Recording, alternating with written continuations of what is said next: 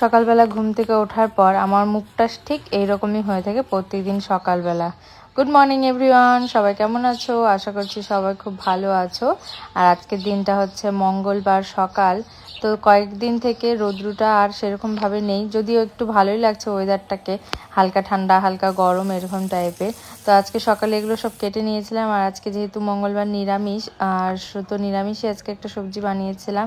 যেহেতু যে কালকে রাত্রেবেলা কিছুই বানাইনি, তো সকালবেলা উঠে যা পেরেছি তাই করেছি, করে নিয়ে রেডি হয়ে চলে গেছি অফিসে। তো তারপরে এটা আমি হচ্ছে এই যে কেটে নিয়ে এসেছিলাম আর কলাটা খেয়ে এসেছিলাম। তারপরে সারাদিন চলে গেছে। আসার সময় আমি হচ্ছে পনির নিয়ে এসেছিলাম, আজকে রাত্রে পনির আর পনিরের সবজি আর রুটি বানাবো। সন্ধ্যাবেলায় এসে আমি মুড়ি খেয়েছিলাম একটু জল দিয়ে ভিজে, অন্য কিচ্ছু আমি সেরকমভাবে খেতে পারি না।